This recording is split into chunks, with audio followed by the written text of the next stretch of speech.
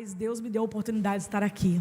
E é uma honra poder compartilhar a palavra de Deus. É uma honra ter, a oportunidade de falar a palavra de Deus e sobre um assunto tão relevante, que é a educação de filhos, Criação de filhos não tem segunda chance, e não tem mesmo. E eu convidaria você a abrir a palavra de Deus. Eu já coloquei o versículo ali, mas só para você saber, deixa aberto aí, Deuteronômio, capítulo 6. É o texto que a irmã que estava ministrando aqui já citou, falou sobre ele, E quando a gente vai falar sobre criação de filhos, eu acho que é um texto muito interessante, E Deus, quando a Lena me chamou, a pastora Lena me chamou, Deus já ministrou esse texto ao meu coração. E essas 2 semanas, pastor, que eu fiquei, em casa sem poder fazer nada, foi bom, Deu para preparar as mensagens, preparar tudo, Deus tem um propósito, querido. Quando a gente não para, Deus para a gente, não é verdade? Fala, vou parar você um pouquinho, está muito agitada. Tudo que Deus faz é chique, não é não? Ele faz tremendamente bem. Então, vamos lá. Como é o nome do meu amigo que vai me ajudar? Will? Não entendi. Murilo? Murilo. Então, Murilo, bota aí para mim fazer um favor, tá? Então, vamos ler juntos, Dá para vocês estão enxergando direitinho? Dá para ver? Vamos ler o texto então aqui, que está uma linguagem só, uma versão só. Ouve, ó Israel, o Senhor nosso Deus é o único Senhor. Amarás, pois, o Senhor teu Deus de todo o teu coração, e de toda a tua alma, e de todo o teu poder. E estas palavras que hoje te ordeno estarão primeiro no seu coração, Primeiro no coração dos pais. Depois, as intimarás a teus filhos, e delas falarás, assentado em casa, andando pelo caminho, deitando-se e levantando-te. Também as atarás, no sinal da tua mão, e te serão por testeira entre os teus olhos. E as escreverás nos umbrais da tua casa e nas tuas portas. Que ordem maravilhosa. E é sobre isso que a gente quer falar hoje. Sobre esse texto. O que Deus estava querendo dizer, traduzindo isso na prática de você, pai e mãe. Querido, ser pai e ser mãe é um privilégio, É um privilégio. Mas também é uma responsabilidade muito grande. Porque os filhos são herança de Deus. E quando Deus entrega, a herança é algo que você não fez nada para merecer. Simplesmente alguém te liga e fala, olha, morreu fulano, você ganhou uma herança. Sério? E os filhos são herança do próprio Deus. Ele vem, entrega para você e fala, toma conta, e um dia eu vou pedir conta a você do que eu te dei, esse presente que eu te dei. Então, é muito lindo, é um privilégio, mas é uma grande responsabilidade. Estou trabalhando com pessoas diariamente, tanto na igreja, no ministério pastoral, como atendendo pessoas também. Eu vejo como que nós temos falhado, muitas vezes como casal e depois como pais. Então, a gente falha. E, às vezes, nós queremos transferir a responsabilidade para a igreja, para a escola, para a sociedade, para o mundo. Tudo isso tem influência, queridos, mas nada disso é responsável. Nenhuma dessas pessoas, nenhum desse sistema é responsável pela criação dos nossos filhos, a não ser os próprios pais. E nós precisamos de entender isso com muita seriedade. Então, não tem segunda chance, porque quando erramos, quando começamos errado, para a gente consertar algo que já está, no processo, fica muito mais difícil, muito mais complicado. Então, podemos tentar acertar de primeira, o que é difícil, mas Deus nos dá condições e instrução na sua palavra, amém? Vamos lá, então? Vamos começar no tópico 1. A educação dos filhos, segundo esse texto que nós lemos, a educação dos filhos, ela não pode ser uma coisa qualquer, ela tem que ser intencional. Quando o Senhor falou, olha, ouve Israel, deixa eu te falar uma coisa, essas palavras que eu te ordeno hoje, primeiro, tem que estar no seu coração. O que o Senhor está falando? Não adianta nada você querer ensinar algo para o seu filho que você ainda não tenha experimentado. Não adianta nada você passar para o seu filho algo que você não tenha vivenciado. Porque tem uma frase aí fora que fala que o exemplo arrasta. Mas, na verdade, essa frase está muito baseada no que a própria Bíblia já diz para a gente. Que a gente tem que ensinar a criança no caminho, né? Que a gente não pode só apontar, vai. Nós temos que estar no caminho e ela vai nos seguindo. Então, primeiro, a educação dos seus filhos ela tem que ser intencional. Você tem que querer mostrar para ela o caminho. Você tem que ter intenção. Então, quando o Senhor fala, olha, você vai ensinar seu filho, capítulo 6, verso 6. E essas palavras que eu te ordeno, primeiro tem que estar no seu coração. Então, primeiro tem que gerar no meu coração. Eu, pai e mãe, primeiro, antes de passar para o meu filho, eu preciso de ter isso no meu coração. Primeiro, o Senhor tem que ser o meu Deus, o meu Senhor de todo o meu coração, para depois Ele ser o Deus e o Senhor do coração dos nossos filhos. Isso é real. E Ele diz, essas palavras você vai intimar a teus filhos. Você vai falar quando você estiver sentado. Então, olha só, você está de forma informal, conversando, tomando um café. Eu não tenho filhos biológicos, mas eu tenho um sobrinho. E esse sobrinho, ele ficou comigo, né? Leca, minha mãe, Leca está aqui, é minha irmã, veio comigo. Minha mãe, a gente dividia entre eu, né, e minha mãe. E aí ele ficava comigo, eu pegava 6 da manhã e entregava 6 da noite, para minha irmã poder trabalhar. Então, eu podia fazer meu horário, flexionar meu horário por causa da igreja. E eu fui aprendendo muita coisa com ele. E uma vez ele estava na mesa tomando, ele devia ter uns 7, 8 anos, ele estava tomando Toddy, né? Chocolate quente. E eu chegava da escola, dava para ele chocolate, vamos tomar um banho e fazer a tarefa até a sua mãe chegar. E aí ele estava fazendo com uma letra muito feia. Aí eu falei para ele, está feia essa letra, vamos apagar e fazer de novo. Vamos lá. Aí ele falou assim, mas a tia fulana não liga de fazer letra feia. Eu falei, pois é, mas Deus liga. E tudo que a gente tem que fazer tem que ser para Deus. Ele falou, para Deus? Eu falei, é assim. Olha, você está vendo esse chocolate que você está tomando? Esse chocolate que você está tomando é para a glória de Deus. Essa letra que você está fazendo é para a glória de Deus. Tudo que você faz. Ele falou, mas por quê? Eu falei, deixa eu ler. Aí eu peguei lá, abri a Bíblia, eu falei, você já sabe ler, não sabe? Lê aqui. Né? E se você comer ou beber ou fazer qualquer outra coisa, faça para a glória de Deus. Eu falei, está falando de comer? Tá. Está falando de beber? Tá. E tem que fazer para quem? Ele falou, para a glória de Deus. Eu falei, pois é. Então, a letra que você faz não é para a professora. Quando você faz um bom dever, não é para a professora. Tudo que nós fazemos é para a glória de Deus, porque está escrito. Entende? E aí, isso é uma coisa informal. É intencional, porque eu tenho a intenção de ensinar, mas é informal. Estando assentada na sua casa, dirigindo o seu carro, intencionalmente, você passa, para, fala, está vendo, filho, por que mamãe e papai parou na faixa? Porque é assim que o bom cidadão faz, obedece às leis. Porque eu estava dando aula na escola, no culto infantil à noite, e uma criança de 3 para 4 anos, eu estava falando sobre sinais, falando sobre a questão da salvação. Siga, pare, né? Usando o semáforo para falar o que o evangelho, as cores mostram. E eu falei, o que é a verde? Eles foram falando, o amarelo, e o vermelho, e o amarelo. Ele falou assim, acelera que dá para passar. Onde ele aprendeu isso? Intencionalmente, né? E informalmente. No carro com o pai. Não é verdade? O que o pai ensinou? Acelera que dá para passar. Não ensinou, tem que parar, porque ali diz que eu tenho que ficar atento que pode mudar para vermelho ou para verde. Ele falou, acelera que dá para passar. E amanhã, quando ele estiver dirigindo, acelera que dá para passar. Então, quando a Bíblia fala, você ensina assentado na sua casa. É sem ter formalidade, mas você está ensinando. Enquanto toma uma xícara de café, enquanto come um biscoito, enquanto anda na rua, enquanto anda na calçada, estando andando, estando assentado, quando for deitar, às vezes a gente faz muito bem o deitar, né? Lê a historinha, lê um versículo, faz uma oração. Não, mas o Senhor falou quando você levanta, quando você assenta, quando você deita, quando você andando pela estrada, a todo momento temos que ensinar de forma informal e formal. Formal é o culto doméstico, vamos lá, né? Vamos fazer um culto doméstico. Vamos sentar aqui, vamos cantar, vamos ter o louvor. Meu pai fazia muito culto doméstico, mas a minha mãe. Então, a nossa casa foi uma casa que tinha culto doméstico toda semana. Toda semana.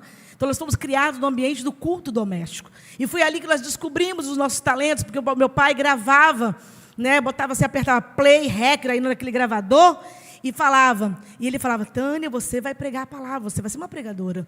Thelma, você tem uma voz linda, Leca. Então ele falava para a gente, Leca, você vai cantar, você vai fazer. Ele ia mostrando pelo culto doméstico, Deus ia mostrando quais os dons que estavam sendo liberados sobre as nossas vidas. Isso é intencional. Então, intencional é ter a intenção de ensinar, mesmo que seja na informalidade, mas você tem a intenção de ensinar, e principalmente com o seu exemplo, né? Então, vamos lá, olha só, a educação é intencional, e os pais devem primeiro amar o Senhor de todo o coração. O nosso amor pelo Senhor deve estar presente em nossas ações, e evidente em nossos lares, ensinamentos pelo exemplo, e aproveitando toda e qualquer circunstância. Eu estou aconselhando um casal, e como eles começaram a brigar muito, eu mandei um de cada vez, né?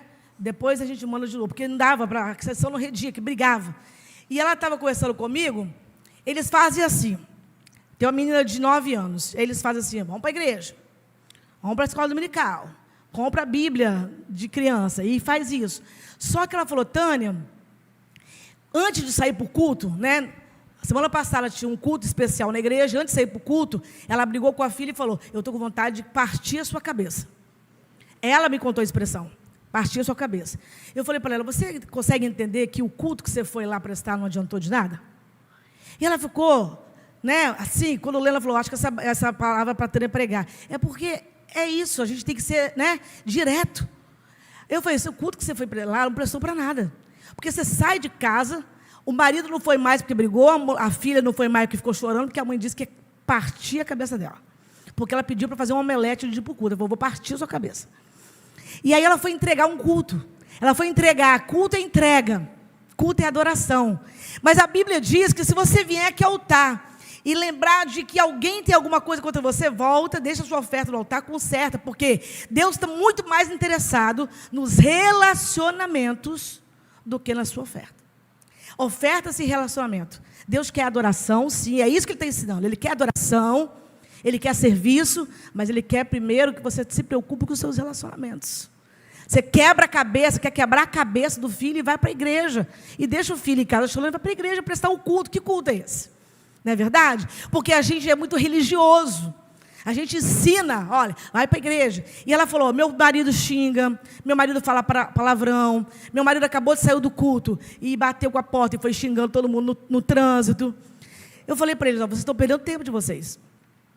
Vocês querem que ela seja uma mulher de Deus? Nós estamos orando para ser uma mulher de Deus. Queridos, a gente pensa, no mundo físico a gente entende muito bem isso, mas no mundo espiritual a gente tem dificuldade.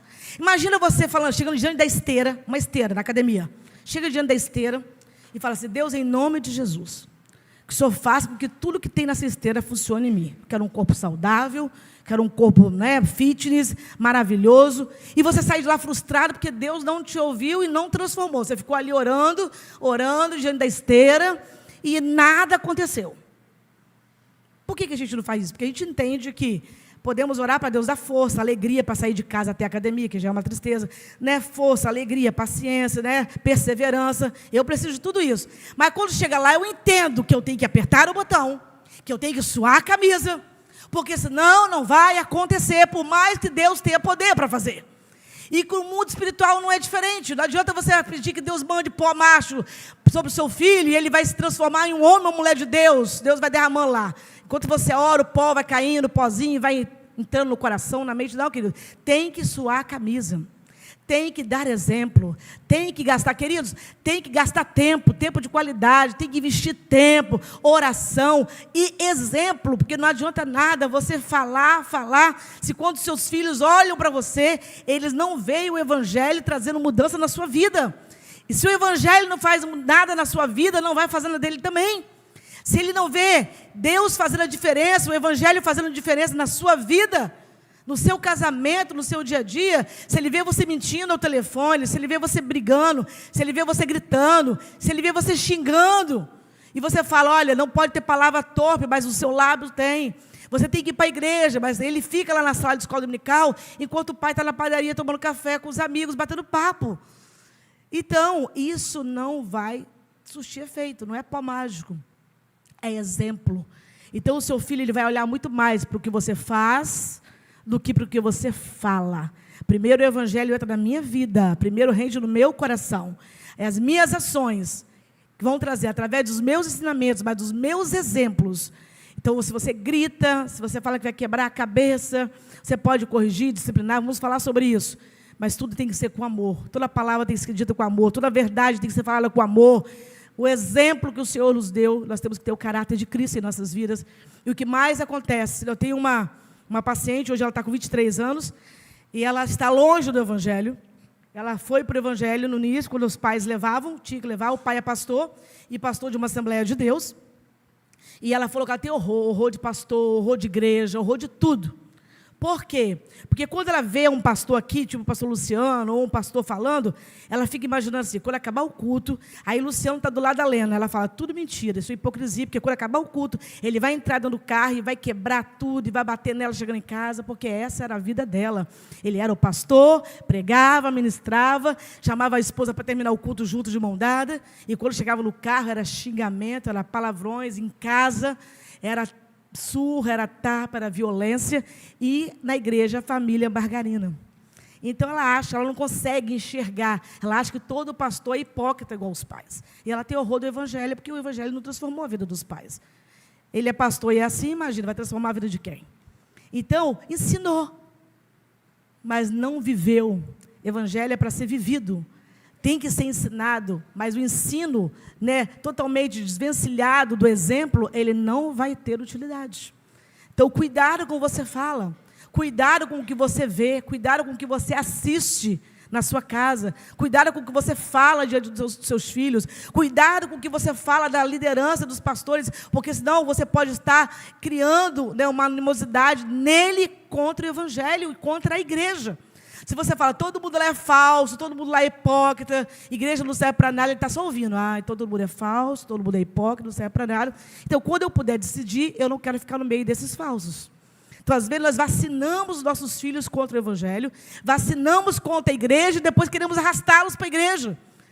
Precisamos de entender que é muito sério a responsabilidade que Deus colocou em nossas mãos.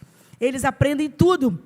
Eu estava preparando um sermão para um encontro de casais com o Sidraque, e o Aldinho estava perto, ele era bem pequeno na época ainda, 8 anos.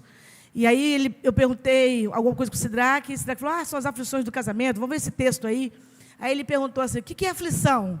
O que é aflição do casamento? Aí eu fui explicar para ele, olha, são coisas que a gente tem, às vezes tem que abrir mão, dificuldade de concordar, e quando a gente está solteiro a gente não passa. E fui falando as desavenças, coisas que a gente não quer fazer, a gente tem que fazer, acordos, E aí ele guardou aquilo, ficou quieto, ele ficava brincando ali e nós preparando a mensagem, E aí fomos para Santa Cruz na semana seguinte, eu, a Leca, a mãe dele, o pai e ele.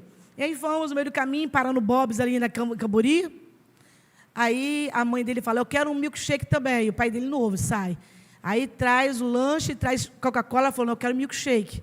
Ele falou, não, mas eu não ouvi, a fila está muito grande. Ela falou, mas eu quero milkshake, porque eu estou com fome, eu quero milkshake. Aí ele falou, mas eu não ouvi, vou voltar para lá de novo, a gente vai chegar atrasado, o Tênis vai pregar. Não, amor, eu quero. Ele falou, pai, vai logo, porque essas são as aflições do casamento. Viu aí? 8 anos. Essas são as aflições do casamento. O pai olhou e falou, o que é isso, menino? Está escrito na Bíblia, estava falando das aflições. Ele falou, mas o que você aprendeu? É isso aí. A mulher quer um negócio, ela não quer essas aflições do casamento. Ele aprendeu. Ele aprendeu. Entendeu? Ele aprendeu, ele sabe. Ele vê eu e Sidraque estudando em casa, muito. Só que ele vê Sidraque estudando muito mais. E aí eu ganhei uma placa. E nessa placa estava dourado e estava prateado. A minha estava dourada, a de Sidraque estava prateada. E ele chegou lá e falou, vamos trocar isso aqui. Eu falei, por quê? Porque quem é ouro é titio. Você é prata. Por quê? Porque ele vê, vou viajar, estou indo para São Paulo, vou fazer isso, vou fazer aquilo, doutora. Então, na cabeça dele, o tio dele está estudando muito mais. Estuda mesmo. E aí ele falou, você é prata. Você está vendo o exemplo? É o exemplo. Ele está olhando, eu sou prata. Sidraque é ouro, porque é o que ele está vendo, é o que ele está presenciando. E isso é quando ele fica comigo 3 dias e os outros 2 dias, 2 dias com a avó, ou troca. E imagina você que fica noite e dia. Ele vê você deitar, ele vê você levantar, ele vê você preparar o café, ele vê você gritar, ele vê você esmurrar a porta, ele vê você quebrar a cadeira, quebrar a porta, chutar. E aí você fala, olha, o Senhor diz, aprendei de mim que sou manso e humilde. Eu falo, quem é? Eu não conheço esse que é manso e humilde. Então, a gente tem que ser intencional. Não basta ficar diante da esteira, liberando palavra para que ela funcione no seu corpo. Não, querido, sua camisa que vai funcionar. Deus pode te dar força para estar lá, saúde para estar lá. E com o filho é a mesma coisa. Não adianta eu declaro, eu profetizo, pode liberar a palavra que você quiser. Se ela não vier seguida de exemplo, de vida, de relacionamento, não vai funcionar. Entende isso? Tem que ser intencional. Mais o quê? Ponto 2. A visão de Deus para os nossos filhos. Sabe qual é a visão que Deus tem dos seus filhos? Que eles são bênçãos. Essa é a visão que Deus tem. A visão de Deus é que, como vemos, Salmo 127, os filhos são a herança do Senhor. E olha só o que eu escrevi: se nós considerarmos nossos filhos como bênção do Senhor, isso mudará a forma como conduzimos o relacionamento com eles. Vou dar um exemplo básico. Tem gente que fala que ama os filhos. Nossa, eu amo. Mas, se eu pudesse, eu não teria, não. Se eu pudesse, olha, se eu tivesse pensado direitinho. E às vezes os filhos estão perto ouvindo, né? Vocês são bênçãos, mas se eu pudesse, eu teria voltado atrás. Se eu soubesse que era assim. Então, isso mostra que você não está entendendo o que eles são. Que bênção é bênção. Imagina você projetando uma viagem. Pensa em um lugar que você quer ir, né? Eu gosto muito de usar exemplo que fica na cabeça. Pensa num lugar que você quer ir. Sei lá, né? Paris, Estados Unidos, Gramado, um lugar que você sonhou em ir, viajar, conhecer. E aí você planeja, né? Igual os filhos, a gente planeja, sonha, casa, né? Sonha, eu quero. Planeja, de repente vem, o marido faz uma surpresa, fala, está aqui, conseguimos, juntamos o dinheiro, nós vamos. Aí você fica toda animada, arrumando, né? As malas, arrumando o becinho para ir para o hospital, é a mesma coisa, arrumando. E aí, de repente, você começa a reclamar. Ai, meu Deus, quanto tempo a gente vai gastar para ter o aeroporto, hein? Ai, que trânsito é esse? Aí chega no aeroporto, ai, que horror, quanto tempo, ixi, fica aqui, né? E aí depois você chega lá e fala, nossa, o clima não está muito bom não, né? Ai, clima enjoado. Nossa, a comida eu não gostei muito não. Mas aí, para descargo de consciência, você fala de vez em quando, mas eu sou muito abençoada por poder ter vindo nessa viagem, né? Vamos dizer sério, eu sou muito abençoada por ter vindo nessa viagem. É assim que a gente age, às vezes, com nossos filhos. Aí dá para pensar, será que a gente foi realmente abençoado? Será que a gente realmente estava grato pela viagem que a gente fez? Porque a gente reclamou do tempo que ia gastar até o aeroporto, reclamou do tempo que ia ficar dentro do aeroporto, reclamou do dia, reclamou da comida, reclamou do hotel, reclamou de tudo. Será que a gente... mas a gente é grato, né? Porque pelo menos a gente foi. E às vezes a gente age assim com nossos filhos, a gente se planeja, se programa, eles chegam... E a gente reclama que é levado, que é isso, que é aquilo, que dá trabalho, que cansaço, que fadiga, que canseira. Ai, meu Deus, um só chega, Deus que me livra, nunca mais. E aí então a gente não entendeu. Mas de vez em quando a gente fala assim, mas graças a Deus, eu sou grato, né? Porque pelo menos eu tenho filho, né? Eles são bênçãos na minha vida. Mas será que são? Você reclama tanto da bênção? Dá trabalho mesmo. Tudo que é bom, dá trabalho.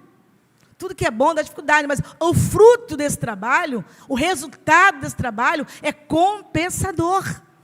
Então, quando a gente entende que eles são bênçãos, nossa relação com eles vai mudar. Você vai olhar para ele, como é que você vai maldizer, reclamar de algo que é bênção? Olha, eu ganhei uma bênção, mas às vezes bênção para nós é um carro. Às vezes bênção para nós é uma casa. Que bênção essa casa. Só que muitas vezes ganhamos uma casa, já aconselhei uma mulher... que ela queria uma casa. Morava num apartamento. Era um apartamento, segundo ela, 46 metros quadrados. E aí Deus abençoou, prosperou e tal, eles compraram uma casa. E todas as vezes que chegava até mim, no consultório, era para reclamar. Eu não aguento, cansada, uma casa muito grande, tem que lavar, tem que pagar. Eu falei, mas meu Deus, que difícil para Deus abençoar você. É 46 metros quadrados, está ruim. É 100 metros quadrados, 200 metros, está ruim, porque tem que limpar, que tem que fazer. Está ruim, então Deus dá bênção e a pessoa não sabe lidar com a bênção.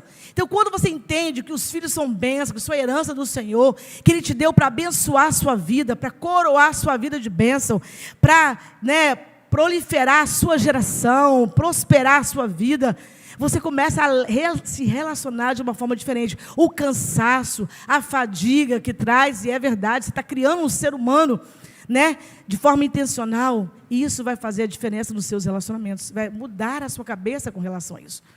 Então, dá trabalho, sim. Agora, nós temos que mudar a visão. Nós não estamos o tempo todo criando... O conceito que a sociedade hoje tem é que a gente tem que criar um filho para se dar bem. Criar um filho para se dar bem, se dar bem. E se dar bem seria fazer uma faculdade, ter uma boa profissão, ter um carro bom, ter um salário bom. Isso tudo é importante. Mas, queridos, a igreja tem que mudar essa visão. Como bênção de Deus que a gente recebe. Os nossos filhos têm que ser criados para serem guerreiros do Senhor. Eles têm que ser criados para ser cidadãos do céu. E a gente está muito preocupado. Quer ver uma razão disso? Tem escola dominical aqui, né, pastora? Tem? É de manhã? Então. Você vê uma coisa, você pergunta assim, amada, por que teu filho não veio para a escola dominical? Ah, tadinho, Tânia, acorda cedo todo dia para ir para a escola. Aí fiquei com pena, deixei ele em casa. Sabe o que eu estou dizendo? Eu quero que ele se dê bem, que ele tenha uma boa profissão, que ele tenha um bom emprego, mas que ele não precisa de entrar no céu. Por quê? A escola ele não pode faltar de segunda a sexta, mas no domingo ele tem que descansar, porque a escola dominical não é importante. Agora, isso aqui é importante. Consegue entender? E a leitura que o filho está fazendo é, se eu posso faltar à escola dominical e minha mãe me deixa tranquilo, ir para a escola, ela quase me mata para eu ir, então a escola é importante, a escola dominical não. É a mensagem. Se minha mãe briga comigo, se eu preparei ou não a lição de casa, mas nunca pergunta o que eu estudei na escola dominical, ou qual a tarefa que a professora passou, ou qual a lição que eu estou estudando, então isso aqui é importante, aquilo ali não é. Então a gente precisa mudar o nosso relacionamento. Não estamos preparando crianças, nem adolescentes e jovens para se dar bem. Nós estamos preparando filhos para serem guerreiros de Deus, cidadãos do céu, fazer a diferença neste mundo. Mesmo que ele não tenha um salário alto, uma boa profissão, mesmo que ele não chegue à faculdade, mas se ele chegar no céu, você venceu. Sabia que muitos filhos vão chegar em lugares muito altos aqui na terra, mas não vão chegar no céu. Porque o pai não tratou, não se relacionou como herança de Deus. Presente de Deus, que você vai prestar conta a Deus. Então, o que é para você se dar bem? Você pergunta para a mãe, seu filho está em que série? Ah, ele está terminando o ensino médio. Ah, está no terceiro? Tá. Então, quando ele terminar, vamos mandar ele para uma faculdade teológica, vamos mandar para o seminário, preparar ele para ser missionário, para ser um pastor. Está louco, pastor? Imagina. Suei até agora. Meu filho vai ser um médico, um engenheiro, um advogado, um professor, um psicólogo. Nada contra, mas às vezes os pais não querem, não sonham com questões espirituais dos seus filhos. Quando o filho fala, tá doido, meu filho? Primeiro vai se preparar, depois você pensa nesse negócio aí de faculdade, seminário, depois você pensa nesse negócio aí. Por quê? Porque a nossa visão é muito terrena, estamos com os dois pés muito na terra. Você tem que estar muito mais preocupado como vai ser o futuro espiritual do seu filho. O resto é muito importante, mas é passageiro e fica aqui. Agora, você precisa de querer se encontrar com ele no céu. Você precisa de ter certeza de que ele vai crescer e não vai se desviar deste caminho, porque mais do que a palavra ensinada, foi a palavra vivenciada dentro da sua casa. E isso é sério. Isso é uma responsabilidade muito grande. Deus confiou a você. Então, é sinal que você tem condições para fazer isso, porque Deus vai te capacitar para fazer isso. Amém, querido? Você crê nisso? Mais o quê? Vamos lá para o ponto 3. Problema com o papel dos pais. Olha só, às vezes, ou uma coisa ou outra, não tem equilíbrio. Ou eu quero ser o melhor amigo do meu filho, ou eu quero ser o ditador, ou a ditadora. Não há equilíbrio. Primeiro, você não é o melhor amigo do seu filho. E você deve ter uma relação amigável com o seu filho. É diferente. Amigos, colegas, ele tem na escola, na igreja, na sociedade. Você tem que ser pai e mãe. Por falta de pais, os filhos estão se perdendo. Porque está todo mundo querendo ser muito coleguinha dos filhos. Amigos. Amigo, não posso contrariar, não posso dizer nada, porque ele vai ficar traumatizado. Ele vai ficar triste, vai ficar com transtorno. Não, queridos. O que está deixando as pessoas transtornadas é falta de limite. É falta de cerca. Ser humano, desde que quando foi criado, precisa de limite. Deus falou, isso pode, isso não pode. Deus está estabelecendo cerca, limite para os seus filhos. E quando eles ultrapassam isso, eles levam um grande problema para si e para nós, que está até hoje. E assim sempre foi.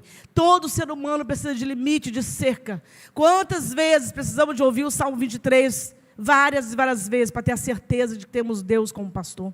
Quantas vezes a palavra tem que ser pregada sobre o altar, para me trazer de volta a minha responsabilidade. Quantas vezes tem que falar para o teu filho, olha, não bota aqui a mochila, não bota aqui a calçado, tira o tênis daqui. Quantas vezes? Porque ser humano precisa de limite, de cerca. E em nome de amizade, de coleguinha, Às vezes fala, nossa, eu sou a melhor amiga da minha filha. Queridos, não. Você tem que ser amiga da sua filha, mas você não pode ser a amiga dela. Você tem que ser a mãe. E o pai. Mãe diz sim, mãe diz não. Pai diz sim, pai diz não. Vocês acham que Deus, como pai, é ou não é o melhor exemplo de pai? Sim ou não? Ele é. E você acha que Deus fica feliz de pegar, de ver você passando por uma luta, por uma prova, ou dizer um não para você, ou permitir você passar por alguma situação, e ele fica, lá, está sofrendo, está chorando, eu gosto. Não, queridos. Mas é tratamento, é ensinamento, é igual você tem que ser. Às vezes o filho te pede, olha, eu quero pegar uma faca, mas ele tem 2 anos de idade, você sabe que vai dar problema. Você sabe que quando ele estiver maior, ele vai conseguir lidar, descascar as coisas para você, mas hoje ele pode cair, se cortar, se matar, e você prefere vê-lo chorando, mas evitar um desastre, um acidente, porque você tem que aprender a dizer não. E Deus, ele faz assim também, ele nos ensina a ser assim. Então, chorar faz bem, dizer não faz bem, saber a hora de dizer sim, saber a hora de dizer não. E mesmo que ele fale, eu te odeio, eles têm as expressões que estão aprendendo lá fora. Fala, não odeia não, eu sei que você me ama e amanhã você vai entender. E mesmo que não entende agora, não vai assim que o Senhor fala? As coisas que eu faço você não compreende agora, mas compreenderás depois. E como bom pai de amor, eu prefiro que você se dê bem do que você se fira, se machuque, morra. E você vai falar como eu te amo, como você é meu filho. Eu prefiro dizer não para que você siga em segurança, do que dizer sim para tudo, para você ser meu coleguinha, meu amiguinho, e se dar mal. Aprenda a dizer não. Quantos nãos nós já ouvimos, né? A Leca sabe. Quantos nãos nós já ouvimos dos nossos pais? Quantos nãos já ouvimos da nossa mãe, não é verdade? Quantos nãos, quantas correções. Minha mãe falava que tinha horário para tudo, horário de comer iogurte, horário de comer a maçã, horário de comer... E uma vez eu e Leca pegamos uma caixa de bombom serenata e fomos para debaixo da cama, surtamos, né, querendo comer, e comemos tudo debaixo da cama e deixamos a caixa e os papéis dentro. Olha só, a gente era muito pequeno. E minha mãe acordou e sentou com a gente e falou, o que eu falei, que tem horário, eu que digo, e agora o que vai acontecer? A senhora vai usar a vara. Falou, isso mesmo, e vara mesmo, vara de verdade. E deu varada na gente. Mas hoje somos mulheres de bens, e ninguém está revoltado, transtornado, porque foi corrigido por uma coisa que não podia fazer. Primeiro, 1 semana passando mal na barriga. Segundo, desobedecendo, né? E a gente foi corrigido. Então, a educação, correção, não causa transtorno em ninguém, causa limites. E outras vezes é o contrário. Eu não sou amigo, mas eu sou um ditador. Sou uma ditadora. Por que mãe não pode? Porque não pode. Eu sou sua mãe, eu que sei. Nós temos essa mania de falar, né? Eu sou sua mãe, eu que sei. Né? Eu sou seu pai, faz o que eu estou mandando e pronto. Não tem que saber por quê. Não, não é assim. Isso é ditador. Tem que saber, tem que entender, porque não tem obediência de verdade se não há entendimento. Toda a educação passa pelo processo do entendimento, e todo entendimento passa pelo processo do ensino. E para ensinar, gasta tempo, e tempo de qualidade. É mais fácil dar ordem, não faça isso, não faça aquilo, não faça aquilo, não faça aquilo. Mas se não há entendimento, a primeira oportunidade que a pessoa tem, ele vai fazer tudo diferente. Porque ele está só seguindo ordens. Aí a ordem muda o comportamento. Mas a palavra de Deus nos manda a mudar o coração do nosso filho. Não é o comportamento a ciência faz, as regras fazem, mas o coração, só o Espírito Santo, através do ensino que você dá, pode mudar. Como é que muda o coração? Olha como José era. José aprendeu, o coração dele foi mudado, ele teve toda a oportunidade de pecar, não tinha ninguém para vigiar, estava longe da sua terra, tinha todos os motivos, mas ele não era um seguidor de regras. Ele tinha o coração mudado e entendia que ele não podia fazer tamanho mal contra o Deus que ele servia. Será que nossos filhos vão para o Rio de Janeiro, para São Paulo, para os Estados Unidos, para o Japão, ou lá na escola, longe do seu olhar, e vão dizer, colega, eu não posso fazer isso, porque eu não posso fazer tamanho mal contra o meu Deus? Ou quando eles estão perto de você, ele é um santo, porque segue e obedece regras, e quando você está longe, ele faz tudo o que tem vontade, porque não entendeu, não mudou o coração, mudou apenas o comportamento, porque não houve entendimento, então tem que explicar.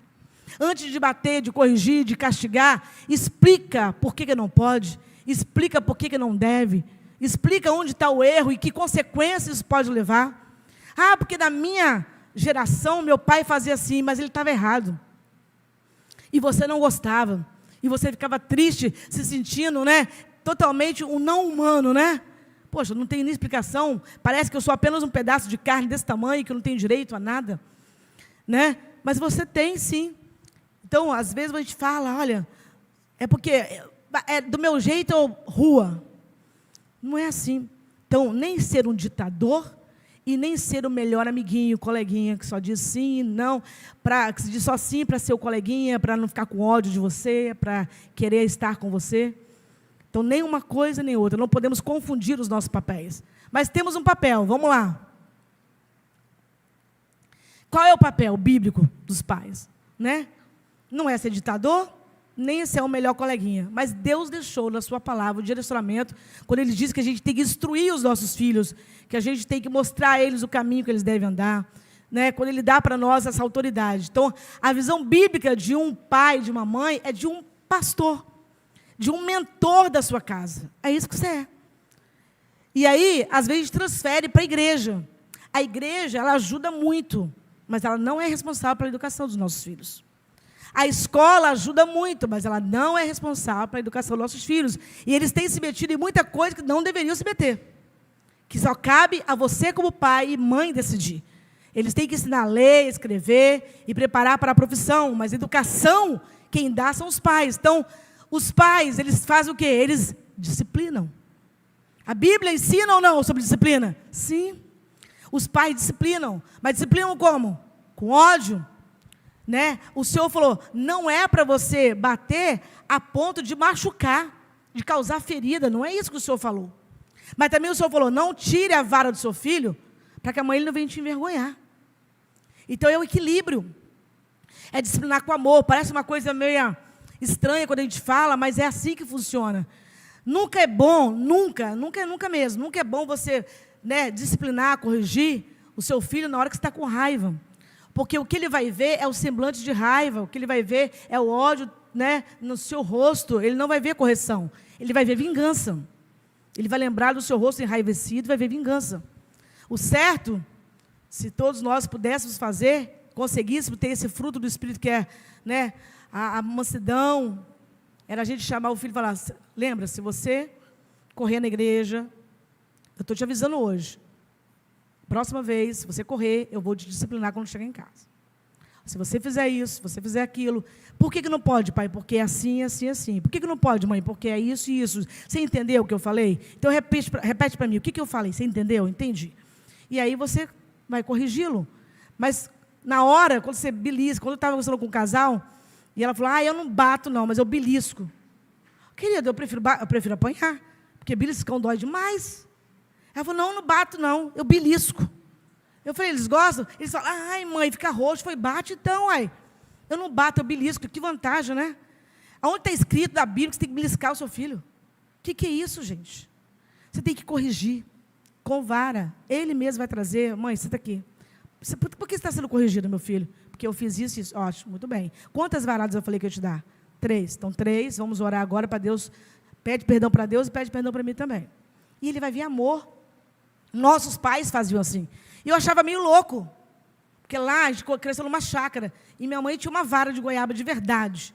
E ela falava, Leca apanhou mais, é verdade, muito mais. Mas ela falava, meu pai falava, né?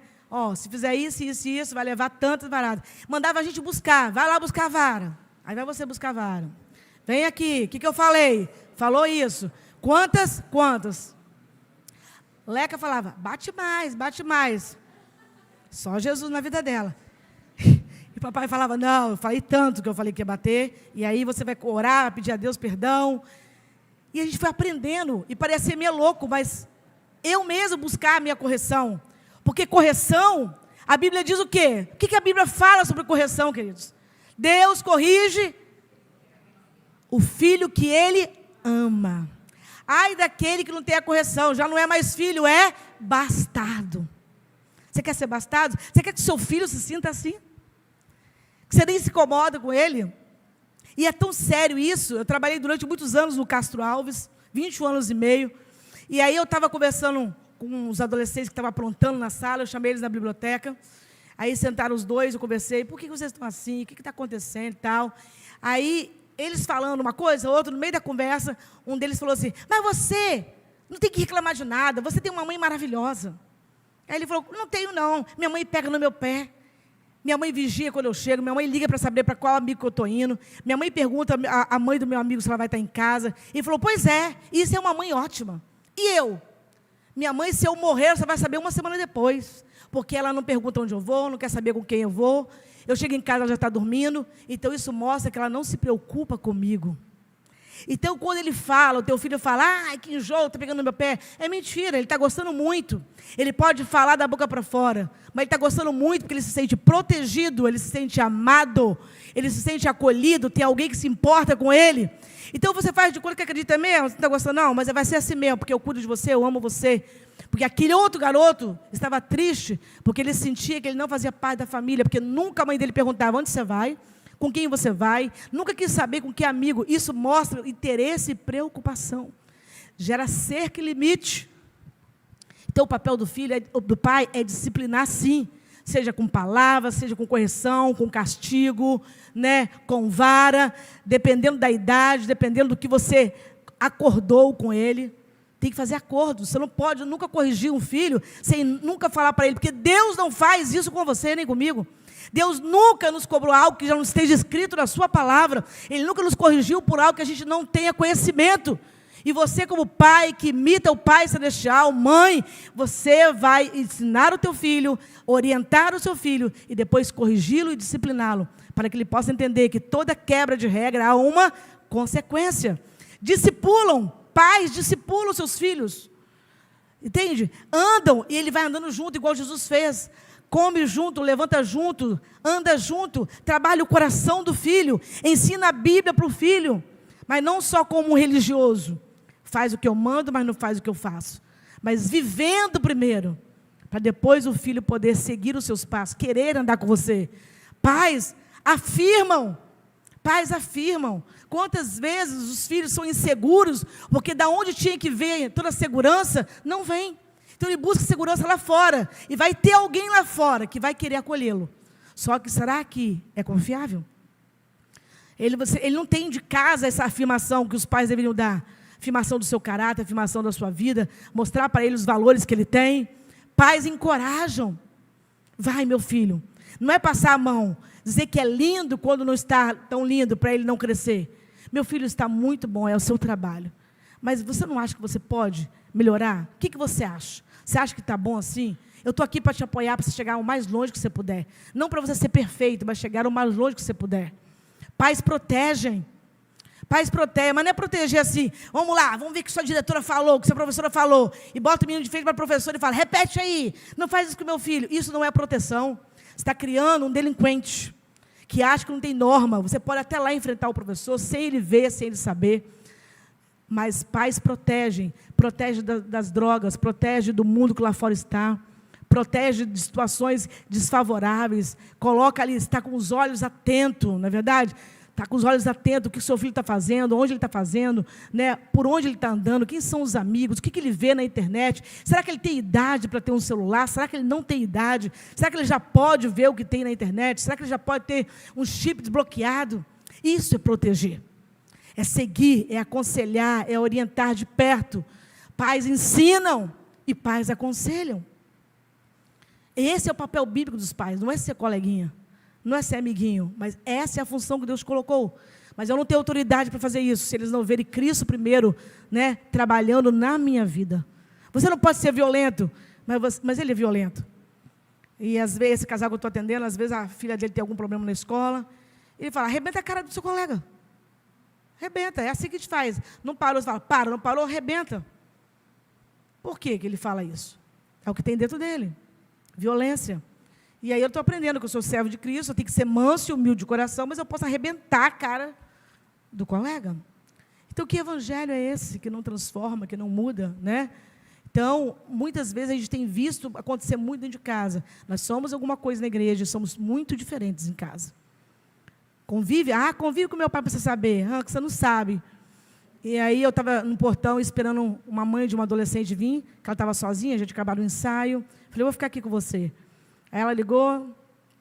Falei, o que ela falou? Falou que está vindo, que já está no caminho. Eu falei, glória a Deus. Ela falou, não dá glória a Deus não, tudo mentira. Quando ela fala, estou no caminho, ela está deitada ainda. Eu falei, como é que você sabe disso? Ela faz isso com os clientes dela. Ela liga, amiga, tá jóia, estou no caminho. Tá nada, deitada, ainda vai trocar de roupa, espera. E foi mesmo. Quase 1 hora, estou no caminho.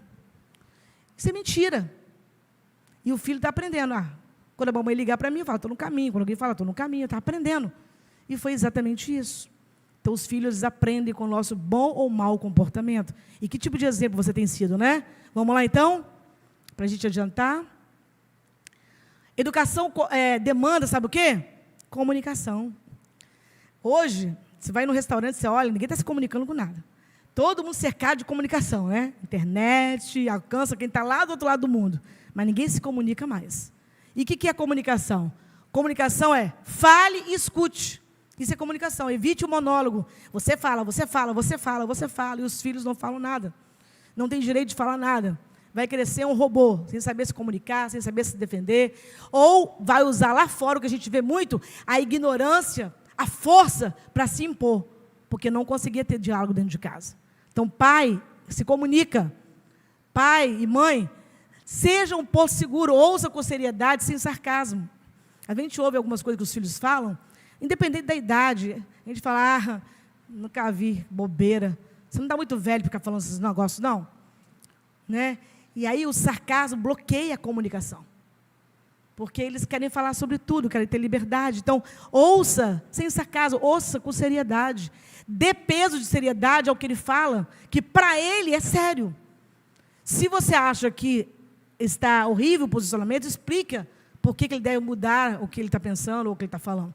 Mas ouça com seriedade. Não ignore, olha nos olhos. As pessoas gostam de ser olhadas nos olhos, para que você perceba a expressão facial e corporal. Estabeleça regras claras. Né? Isso é comunicação, regras claras. Uma mãe, eu estava lendo um livro de liderança, eu achei muito interessante o exemplo, que diz que uma mãe mandou uma criança de 8 para 9 anos para um acampamento batista, e era a primeira vez que ele ia no acampamento, ia ficar lá 1 semana, aí ela colocou, né, a roupa e falou assim, meu filho, você precisa tem aqui 5 sungas, você coloca 1 sunga limpa cada dia. E ele foi. Quando volta, ela está desfazendo a mochila, e ela procurando, falou, cadê as sungas? Cadê a sunga? Ele falou, está aqui. Aí ela viu que ele estava bem cheinho. Aí ela falou, mas por que está tudo aí? Ele falou, você falou para colocar 1 sunga limpa cada dia. Ele desobedeceu, queridos? Não. É o que ele entendeu. Isso é comunicação? Não. Comunicação é quando eu falo e o outro entende e cumpre. Aí ela falou, não, meu filho, não era isso. Era tomar banho, tirar a sunga suja, colocar a sunga limpa e guardar a sunga suja. Isso mudou, não mudou? Ele falou, só falou comigo colocar 1 sunga limpa todos os dias. Eu coloquei. Muitas vezes o seu filho não está obedecendo às regras, porque as regras não estão sendo claras. Hoje pode, amanhã não pode. Aí ele fica assim, pode ou não pode? Vai depender do seu humor, querido. Educação não depende de humor, querido. É regra.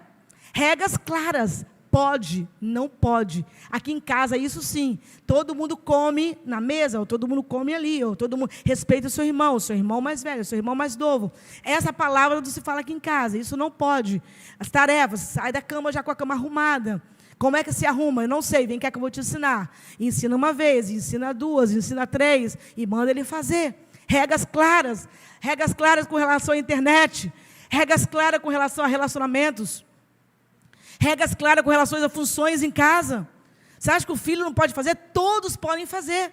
Se ele já tem força para jogar caixa de brinquedo e espalhar, ele tem força para catar e botar na caixa. Isso são regras. É muito pequeno. Não, muito pequeno não. Se tem força para jogar uma caixa, tem força para catar e botar na caixa de novo. Né? Limpar um negócio, tirar o lixo do banheiro, levar o lixo lá embaixo. Né? Regras claras. Regras claras com relação à escola, regras claras com relação a outras funções. Mas, claro, meu filho, você entendeu o que eu falei?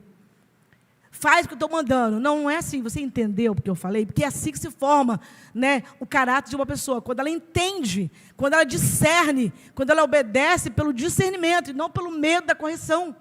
Então, isso, educação, custa um preço alto. E dá trabalho e gasta tempo. Mas, no final, o resultado vale muito, muito a pena. Não ter medo de dizer não, já falei sobre isso. Não, agora não, ou espere. Use palavras de afirmação e encorajamento. Encoraje as pegas do caráter dele. Você é bom, você é honesto, você é verdadeiro. Parabéns, porque você sempre fala a verdade. Parabéns. Hoje eu estava conversando, antes de vir para cá, estava atendendo uma pessoa.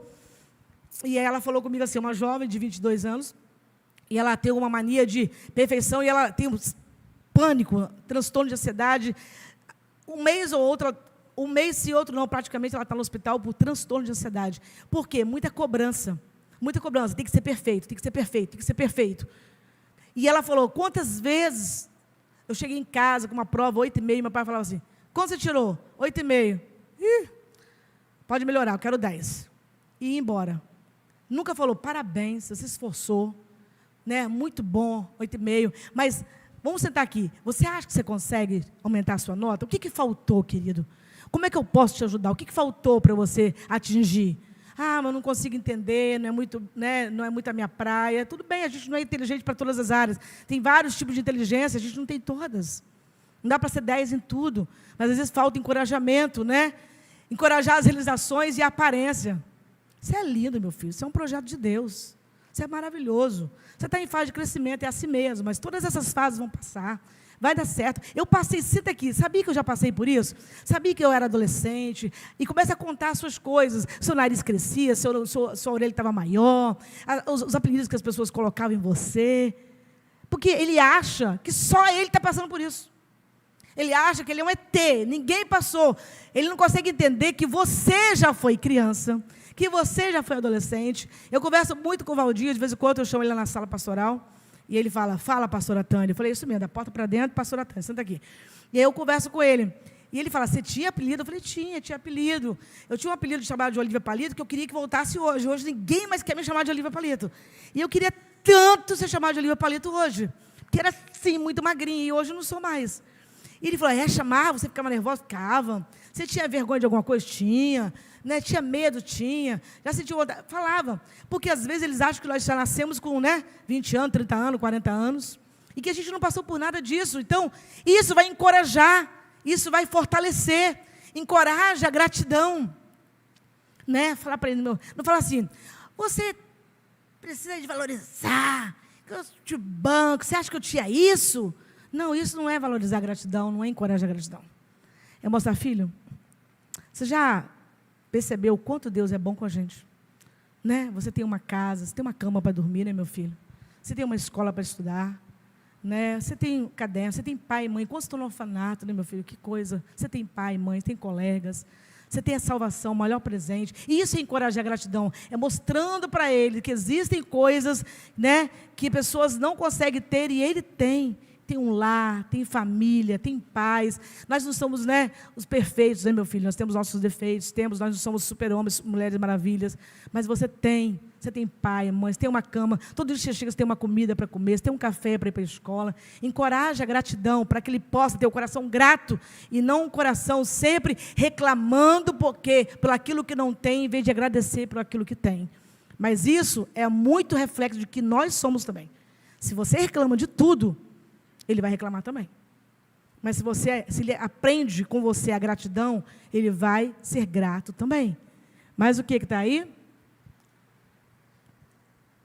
A importância de um bom casamento. Muitas vezes as pessoas não falam sobre isso quando eu vou falar sobre educação de filhos. Eu quis falar, porque é o que eu mais vejo atendendo casais. Eu acho que os pastores vão concordar comigo. O maior presente que você pode dar para o teu filho é ter um bom casamento.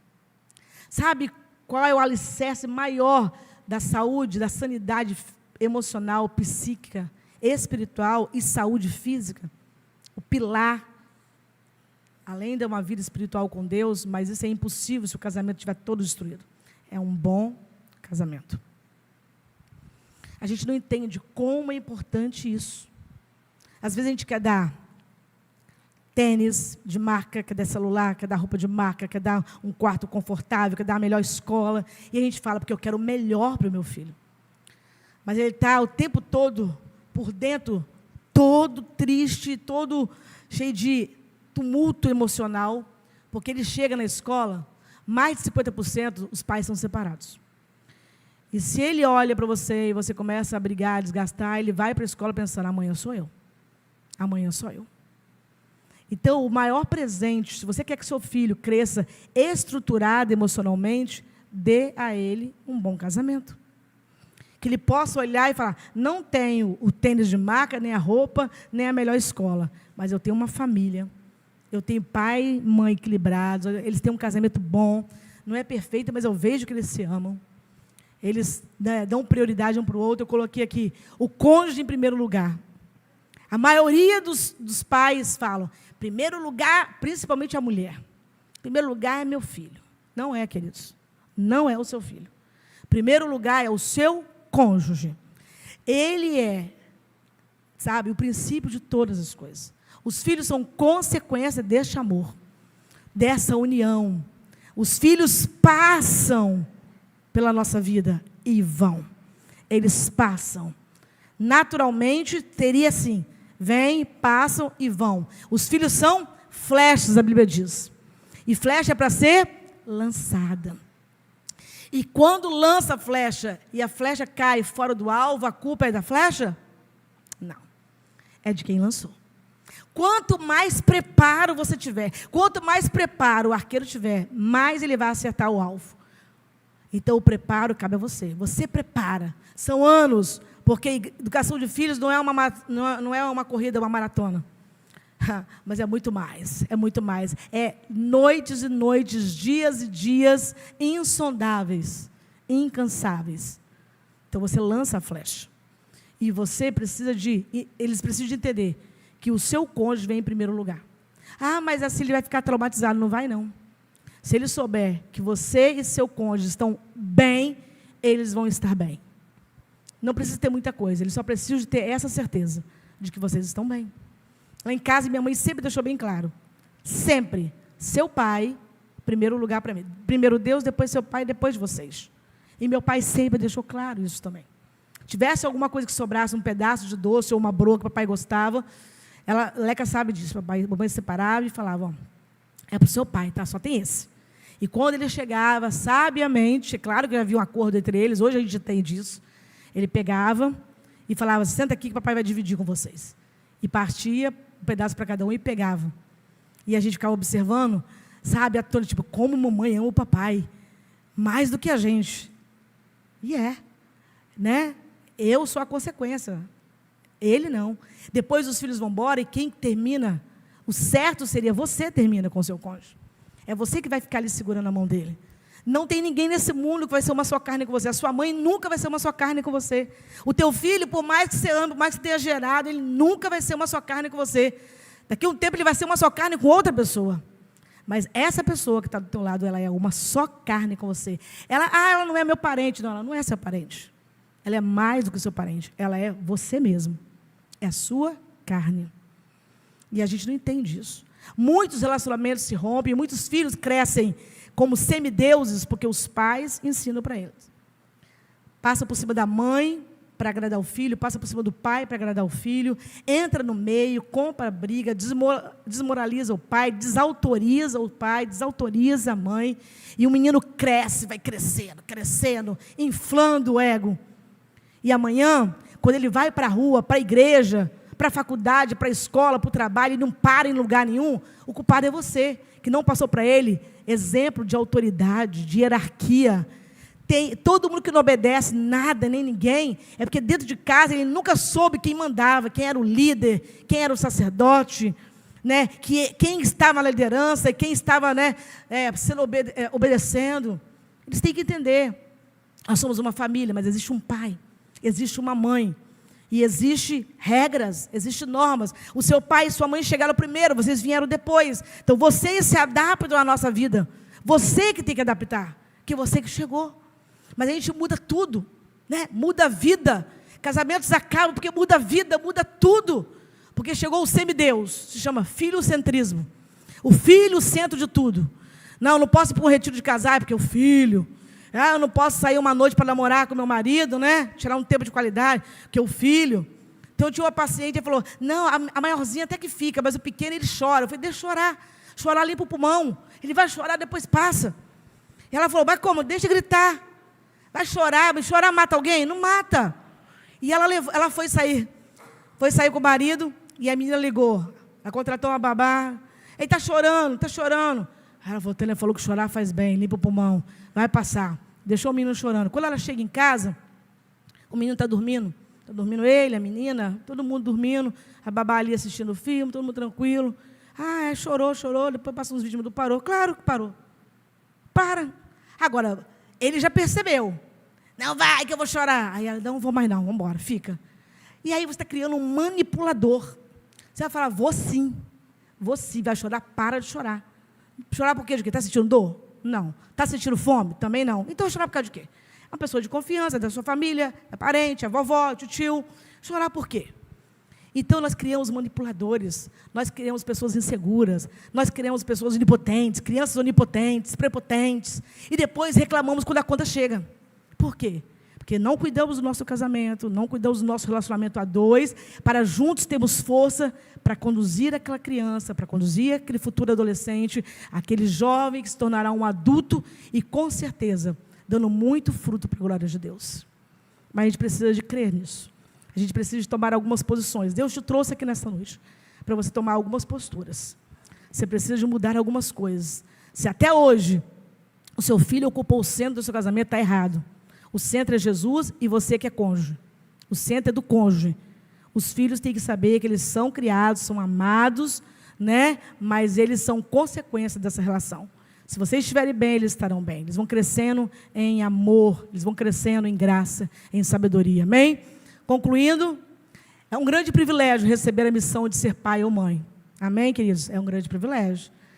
Educação de filhos não é uma corrida de 100 metros, mas uma maratona com altos e baixos. Desejamos ser intencionais em nossa própria caminhada com Jesus e em nossos esforços para levarmos os filhos a amar o Senhor de cabeça, de coração e de alma. Nós estamos edificando guerreiros. Não estamos preparando pessoas para se dar bem. Estamos preparando guerreiros, cidadãos que vão morar no céu. Entendam isso. Você pode ficar de pé, eu quero fazer uma oração com você. Que Deus possa te dar a sabedoria para assumir as rédeas da sua casa. Seja um homem, um sacerdote, segundo a palavra de Deus. Seja uma mulher virtuosa, sábia, que edifica a sua casa. Uma mulher desequilibrada, ela desequilibra tudo. Mulher desequilibrada, ela desequilibra tudo. Lá fica desequilibrado. Seja um filho que honra teu pai, que honra tua mãe. E seja um pai, uma mãe que não provoca a ira a seus filhos. Tenha um bom casamento. Tenha tempo de qualidade com o seu cônjuge. Não tire a autoridade dele e dela. Não desautorize. Se você não concordou com o que ele ou que ela falou, chame no secreto do seu quarto. Mas não crie, monstros dentro da sua casa, pessoas delinquentes, sem nenhum tipo de noção de autoridade. Porque nunca viu quem é que mandava, quem é que tinha autoridade. É assim que nós criamos para a glória do nome do Senhor. Amém?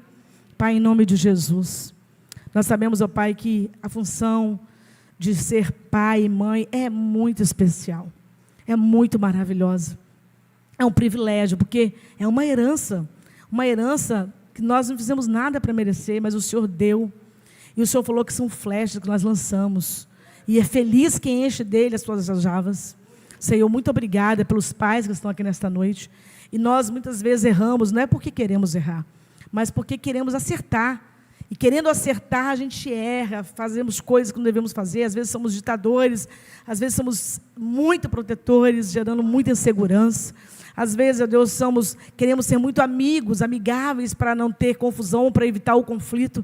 Mas o Senhor, nesta noite, nos chama a responsabilidade de ser pai e mãe, segundo o coração do Senhor, segundo a palavra do Senhor, ensinando pelo exemplo, levantando, deitando, assentado, indo pelo caminho, onde quer que estejamos, que possamos, ó Pai, ensinar a palavra do Senhor. Antes de falar, Senhor, que o nosso exemplo seja o maior testemunho do que o Senhor tem feito em nossas vidas. O nosso exemplo, Senhor, o nosso testemunho como servos de Deus. Que nunca os nossos filhos queiram desviar-se dos caminhos do Senhor por ver em nós um péssimo exemplo. Mas que o nosso exemplo venha, Senhor Deus, gerar nos nossos filhos fome e sede pelo Senhor. Que o nosso exemplo venha fazer os nossos filhos sentir vontade de estar na presença do Senhor. Vontade de servir a esse Deus que transforma a minha casa, que transforma meu pai, que transforma a minha mãe. Eu quero esse Deus que habita no nosso lar, que habita na nossa família, esse Deus que antes de nós chegarmos na igreja, já está presente na nossa casa. Que cada casa aqui seja um altar erguido, tenha um altar erguido ao Senhor, que cada lar seja avivado, e quando chegarmos na igreja, várias casas avivadas, aí o avivamento chega na casa de Deus também, aviva as famílias, aviva os lares, aviva as casas, aviva os casamentos, aviva os relacionamentos, ó Pai, dê sabedoria ao teu povo, dê sabedoria à tua igreja, em nome de Jesus. Amém, queridos? Que Deus abençoe. Obrigada, pastor, pastora, pela confiança. Foi um prazer revê-los. Que Deus abençoe a sua casa, o seu lar. Amém? Amém. Obrigado, Tânia. Deus abençoe.